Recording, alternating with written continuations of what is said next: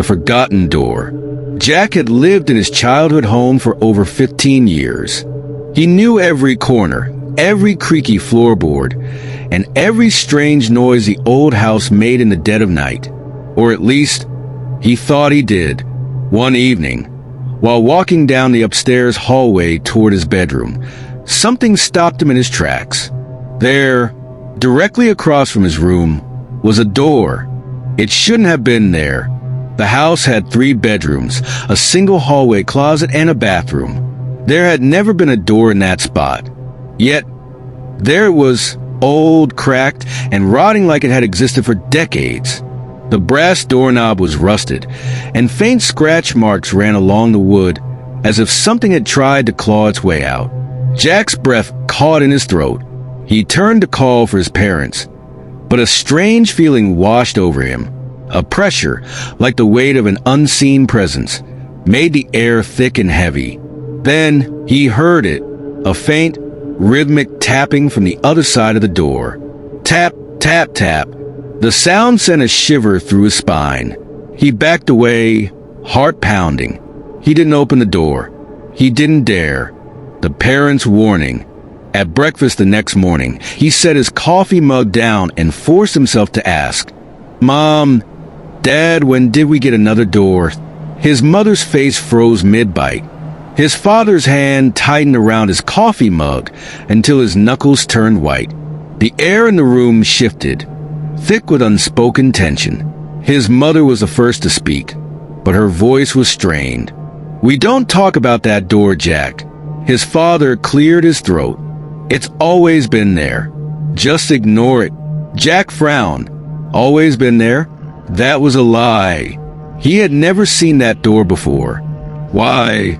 What's behind it? His parents didn't answer. They simply exchanged a look filled with fear. Jack didn't push further, but the unease in his stomach didn't fade. That night, he couldn't sleep, and neither could the door. At exactly 3:13 a.m., the tapping returned, the whisper behind the door. Jack's eyes shot open. He lay in bed, barely breathing. The tapping was louder this time. Tap, tap, tap. Slow, methodical, patient. Then, a whisper. "Jack, you left me here." Jack bolted upright, his skin ice cold. "Who's there?" he called, his voice shaking. No answer, just a soft tapping against the wood. He wanted to ignore it. He really did. But something inside him, something deep, buried in a forgotten part of his memory, itched at the sound. It felt familiar, as if he had heard that voice before. The hidden memory. The next day, he searched the attic.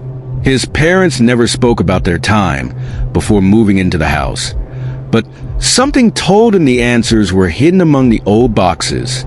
After hours of searching, he found an old photo album. Flipping through it, his fingers froze on one particular picture. It was a family photo. Him, his parents, and a little girl. His sister. Jack's mind reeled. He didn't have a sister. Did he? Then, as if triggered by the sight of the photo, something in his brain shifted. A memory, a buried fragment surfaced. A girl, dark hair, wide, frightened eyes, and a door, the same door. Jack's stomach twisted. He had seen that door before. He had locked it, opening the door. That night, he stood in front of the forgotten door, his hands trembling. The air was thick with something he couldn't describe, a presence. He reached for the doorknob. It was ice cold. As soon as he turned it, the tapping stopped. The door swung open, revealing nothing but darkness. Then a figure stepped forward, a little girl. Her skin pale and stretched tight over sharp bones, her eyes hollow and dark. "Jack, you finally remembered me." The air grew heavy. The hallway stretched, distorting as the walls seemed to pulse like a living thing. Then she stepped into the light. Jack saw her face clearly now, and he remembered everything. The basement, the game of hide and seek, The way she screamed for help. He had locked the door. He had left her there. And now, she was back. The last thing Jack saw, Jack tried to run, but the hallway was gone. The house was gone. All that remained was the door. The girl took another step forward, her smile widening. "You won't leave me again." Jack opened his mouth to scream, but no sound came out. The last thing he saw was the door slamming shut. Epilogue. The room with no door. The next morning, Jack's parents woke up and went about their routine. His mother set the table. His father sipped his coffee. There was no extra door in the hallway. Jack's room was empty, as if he had Neve, or existed. But sometimes, late at night, a soft tapping echoed from the walls.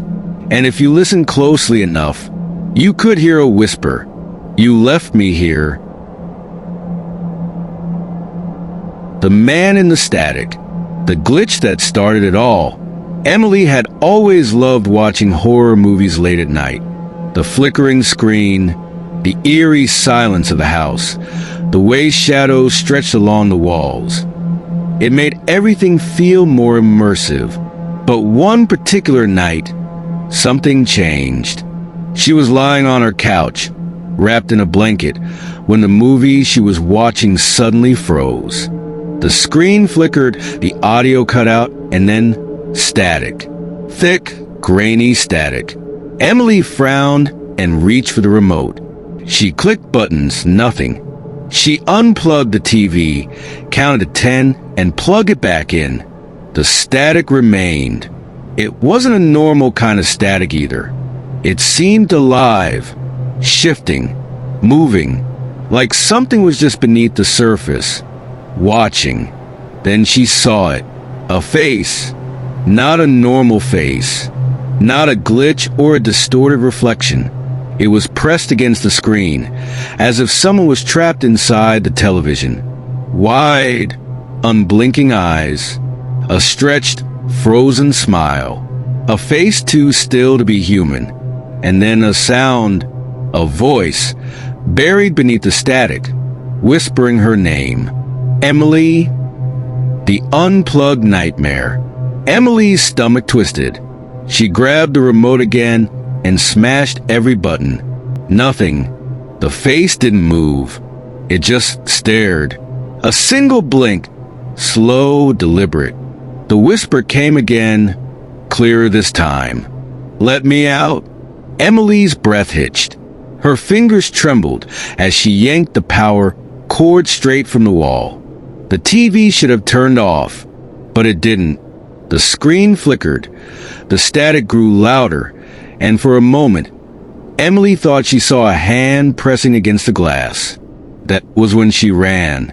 She bolted to her bedroom, slamming the door shut behind her, her chest heaving. But then something worse happened. Her phone screen flickered, and the static appeared on it too. And right in the middle of the screen, the man, his face was closer now. His mouth was moving, but no sound came out. Emily threw the phone across the room, and for the first time in her life, she was too afraid to turn off the lights. The midnight visitor. That night, she barely slept. Every shadow in her room felt wrong. She forced herself to believe it was a glitch, a weird malfunction. TVs mess up sometimes, right? But at 3:33 a.m., something woke her up. A sound, not static.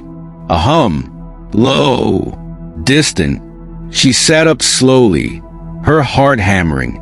The room was pitch black, but something felt off. Then she noticed it. Her TV. It was on, filling the dark room with nothing but static. The remote was on her nightstand. She hadn't touched it. The hum grew louder. And then, just like before, the face appeared. This time, it was grinning wider. Emily gasped, stumbling out of bed. She needed to get out of the house. But just as she turned to run, something moved in her reflection. Not her. something behind her. The reflection that wasn't hers. Emily froze. Her bedroom mirror, across from the bed, wasn't reflecting reality the way it should.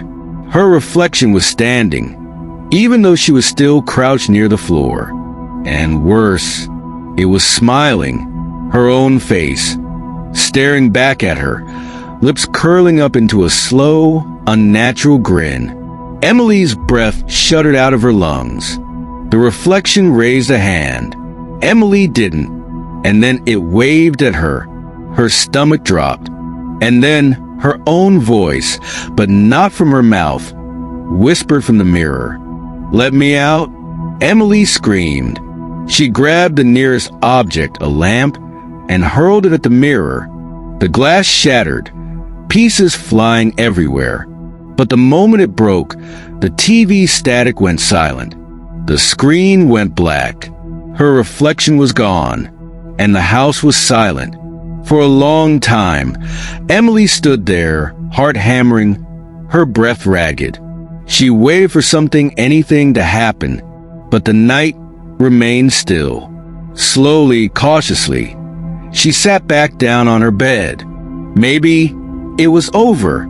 Maybe she had imagined all of it. Maybe. But then in the silence, something whispered from the shattered glass. "You shouldn't have done that." The final image. The next morning, Emily refused to turn on her TV. She went to work, trying to shake the events of the night before, convincing herself it was a dream. By the time she came home, the house was quiet, normal. The broken mirror? She covered it with a towel. She wouldn't look at it. She couldn't. That night, she fell asleep with her phone by her side, just in case.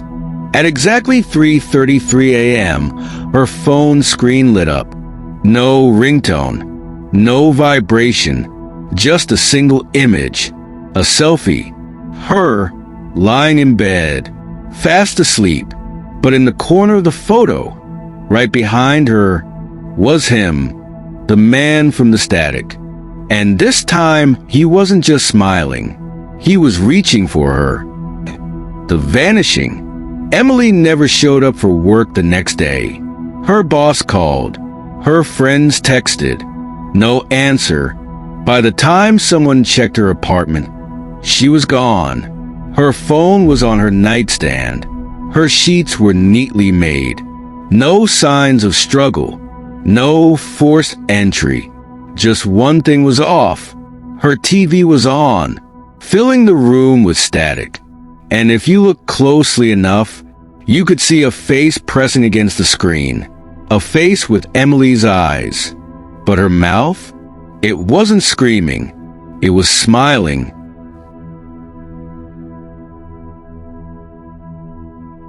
The room that moves. A fresh start. Chris had always hated moving.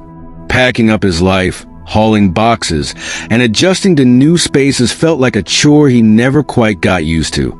But when he found a small, affordable apartment downtown, he convinced himself that this time would be different. The building was old, a century at least, but it had character. Stained glass windows in the hallway, intricate woodwork along the ceilings, and an eerie silence that made the air feel too still. Still, it was perfect, or so he thought. The first shift. The first few nights were uneventful. Chris set up his furniture, got used to the creaks of the old wooden floors, and ignored the slightly off-putting smell that lingered in the walls. It wasn't bad, just odd, faintly damp, like an old basement. Then, on the fourth night, he noticed something strange. His bathroom door was on the wrong side of the hallway. At first, he chalked it up to exhaustion. Maybe he had misremembered. After all, the place was still new to him. But then it happened again. The kitchen cabinets weren't where he had installed them. His bedroom window, which had overlooked the street the night before, now faced a brick wall. His chest tightened. He wasn't crazy. The apartment was changing, but how? Proof in the night. Determined to prove it to himself, Chris set up his phone camera before bed. "If something moves," he muttered, staring into the lens, "I'll see it." That night, he barely slept. His mind raced with explanations. Maybe it was an illusion? Sleep deprivation? When his alarm blared at 7 a.m., he groggily reached for his phone. He tapped on the recording. At first, nothing. Just a dark room. The faint glow of city lights bleeding through the blinds. Then, at exactly 3:33 a.m., the footage glitched. For precisely 6 minutes, the screen showed nothing but distorted shapes and static. When the image returned, the entire layout of his room had shifted. The closet was missing. The door was further to the right. Chris' stomach twisted. His bed frame was no longer against the wall. It was in the middle of the room, as if something had moved it while he was asleep. The spiral begins. Chris stopped sleeping properly. He placed objects on the floor, coins, paperclips, anything small, to see if they would shift overnight. Every morning they did. By the end of the week, his anxiety had morphed into paranoia. He needed answers. Was it the building? A prank? Something supernatural? He went to the landlord. "Hey, this might sound weird, but have any past tenants complained about strange things happening here?" The old man behind the desk sighed heavily. "That apartment's always been tricky," he muttered. "Tricky how?" Chris pressed. The landlord's expression darkened. "People don't stay long. Some say the layout changes. Others claim they hear things, like furniture moving when they're alone." Chris felt a cold sweat break out on his neck. Did anyone ever disappear? The landlord didn't answer. He just handed over Chris' deposit refund and said, "I'd move if I were you." The night of the hallway. That night, Chris packed. He didn't care if it was midnight. He wanted out. But then, his front door was gone. It had been there 10 minutes ago. Now, in its place, was a hallway he had never seen before. A long, dark hallway that stretched into blackness. Chris' heart pounded. He turned. His bedroom was gone too. The apartment was rearranging itself in real time. And then he heard it. A sound. Something moving inside the walls. Dragging. Scraping. Then a whisper. "You shouldn't have noticed." Chris bolted. He sprinted down the endless hallway, lungs burning, his body desperate for escape. But the hallway never ended. No matter how fast he ran, the door never appeared. Then he saw it. A shadow at the end of the hall. Tall. Watching. Waiting. Not moving. Not chasing. Just standing. The final room. Chris had no choice. He turned a corner and found himself in a different room. Not his apartment. Not even a hallway. This one was empty. No doors. No windows. Just a single chair in the middle. And on that chair, his own phone. The screen was lit up, playing a video. His security footage. Chris swallowed hard and stepped closer. The video was from last night. He watched himself sleeping, watched the room slowly shift and rearrange. Then, at 3:33 a.m., something else entered the frame. A figure. Something tall and thin, with elongated limbs and hollow eyes. Chris' breath caught. The figure stood over his bed, watching. Then, with a slow, deliberate movement, it reached down and started dragging his sleeping body off camera. Chris staggered back, horrified. His phone screen glitched. Then a message appeared. "You were never supposed to see this." The vanishing. Chris screamed. He pounded on the walls of the strange room, but there was no way out. The air grew thick, like the room itself was breathing. Then, everything went black. The aftermath. Chris' apartment was rented out again the next month to a new tenant. They never met Chris. No one did. As far as the world was concerned, he had never existed. But sometimes, at exactly 3:33 a.m., the new tenant would wake up and find their bed in the middle of the room. And if they listened closely enough, they could hear something scraping inside the walls, and a voice whispering you weren't supposed to notice. The sound that follows you. The first tap. Ethan wasn't the type to scare easily. At 24, he had seen every horror movie, read every urban legend, and convinced himself that fear was just the brain playing tricks. That changed the night he first heard the tapping. It started on his way home from work. A faint, soft knock sound, like someone tapping on a wooden table. Steady, rhythmic. At first, he thought nothing of it. Maybe someone was doing construction. Maybe a tree branch was hitting a window. But when he stopped walking, the tapping continued. And when he turned around, no one was there. The street was empty. Ethan shook his head and kept walking. But the tapping never stopped. The growing sound.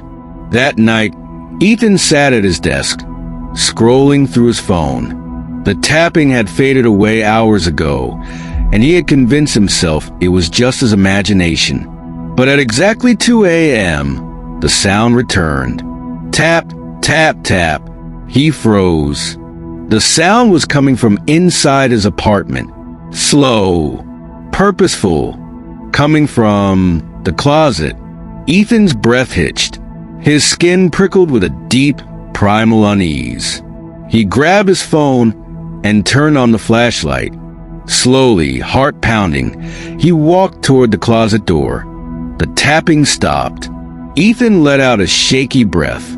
Just my imagination. Then, the moment he turned off his flashlight, something whispered, "You hear me now, don't you?" The apartment's secret. Ethan barely slept that night. The next morning, he asked his landlord if there had been any previous complaints about strange noises. The old man paused. "Why do you ask?" Ethan hesitated. "Because I think something is in my apartment. But that sounded insane. I just keep hearing weird tapping noises at night," he said instead. The landlord's face darkened. "That's impossible," he muttered. "Why?" The old man glanced over his shoulder, then whispered, "Because that apartment was built over an old house. And in that house, there was a door that was never meant to be opened." Ethan's stomach twisted. "What happened to the door?" The landlord shook his head. "No one knows. But if you're hearing tapping, don't answer it." The midnight visitor. That night, Ethan lay awake, every nerve on edge. His body screamed at him to leave, but something stronger than fear kept him in that room. And right at 2 a.m., the tapping returned. Only this time, it was closer. The sound was coming from right next to his bed. Ethan's heart slammed against his ribs. He didn't move, didn't breathe. Then a whisper. "Why won't you let me in?" Ethan flung himself out of bed, scrambling for the light switch. But the second he turned it on, the tapping stopped. The room was empty, but his closet door was wide open. And inside, scratched into the wood, were 3 words. "I found you." The recording. Ethan didn't sleep. The next night, he set up his phone to record. If something was happening while he slept, he was going to prove it. At exactly 2 a.m., the tapping returned. But this time, it was faster. Tap, tap, tap, tap, tap. Frantic, desperate. Then the whisper. "Please let me in." The sound was coming from inside the closet. and then a loud bang, like something was slamming against the door. Ethan bolted upright, heart hammering. The tapping had stopped. The closet door was still shut. Morning couldn't come fast enough, but when he checked the recording, his stomach dropped, because at exactly 2 a.m., the camera showed something stepping out of the closet.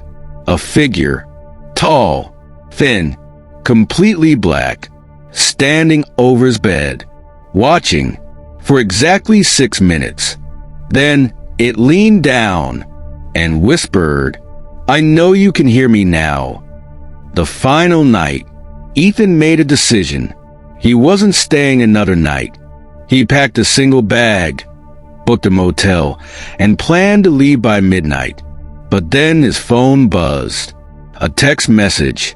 No number, no contact name, just 2 words. "Don't go." Ethan's hands shook. He ignored it, grabbed his keys, and rushed to the door. But the door was gone. His apartment had changed. The walls had stretched, twisting into something wrong. And then the tapping returned, directly behind him. Slow, deliberate. Ethan turned, and the light bulb above him flickered.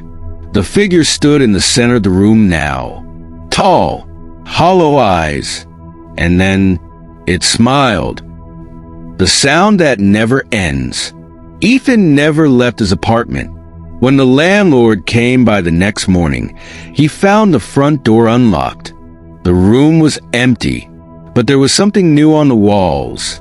Scratched into the paint over and over were 3 words. "I hear you." The landlord sighed, rubbing his temple. Another tenant, gone without a trace. He placed an ad for a new renter, and that night, at exactly 2:00 a.m., the apartment remained silent, until in the darkness, a new tenant lay in bed and heard it tap, tap, tap, right next to their ear. And then a whisper, "I knew you would come." The last voice you'll hear. The unknown caller. Lisa never answered unknown numbers. It was an unspoken rule in the age of robocalls and spam messages. If a number didn't have a name attached, it wasn't worth picking up. But that night, her phone rang 3 times in a row. Same unknown caller. She stared at the glowing screen, her stomach twisting. It was past midnight. Who would be calling her at this hour? On the 4th ring, she hesitated and then answered. "Hello." At first, there was nothing, just silence. Then a breath, slow, shallow, and then a whisper. "It's me." Lisa's body locked up.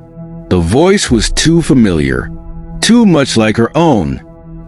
The voice on the line. "Who is this?" Lisa asked, her voice shaking. The whisper laughed. Not a normal laugh. Distorted. Hollow. "I'm inside." Lisa's heart slammed against her ribs. She stood up so fast the chair beneath her scraped against the floor.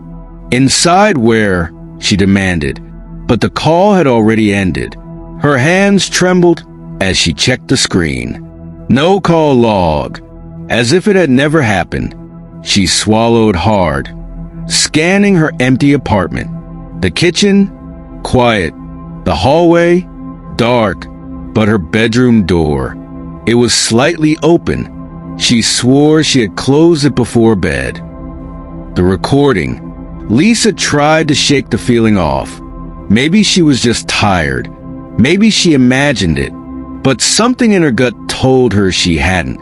So the next night, she decided to record her phone. If the call happened again, she'd have proof. She placed the phone on her nightstand, camera facing her bed. Then she waited. At exactly 3 a.m., her phone buzzed. The screen lit up. Same unknown number. Lisa's pulse pounded in her ears.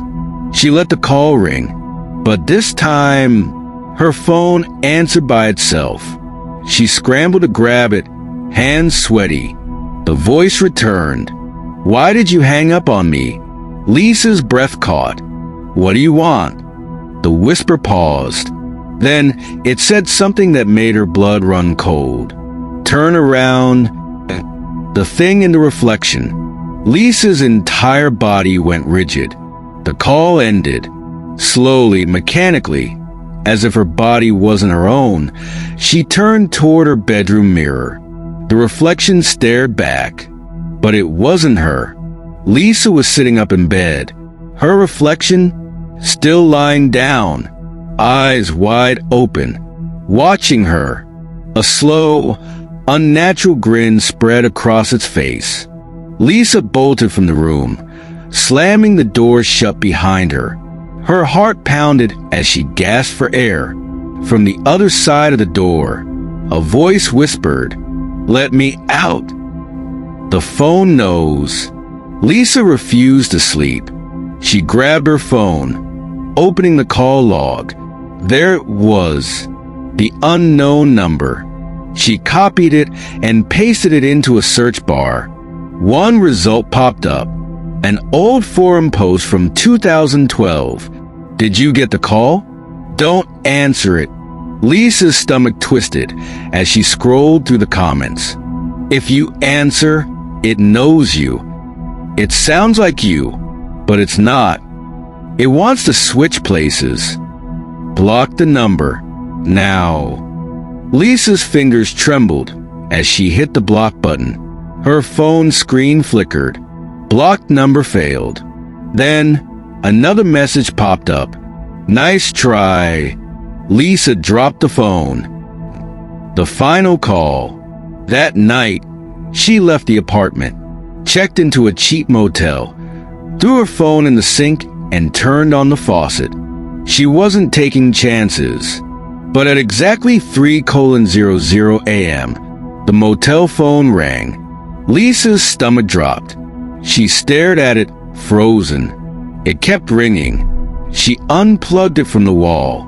The ringing didn't stop. Tears pricked her eyes. She picked up the receiver, her hand shaking. The voice was right there. "Did you really think you could leave me?" Lisa screamed.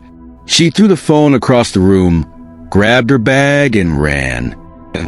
The last voice she heard. Lisa never went home.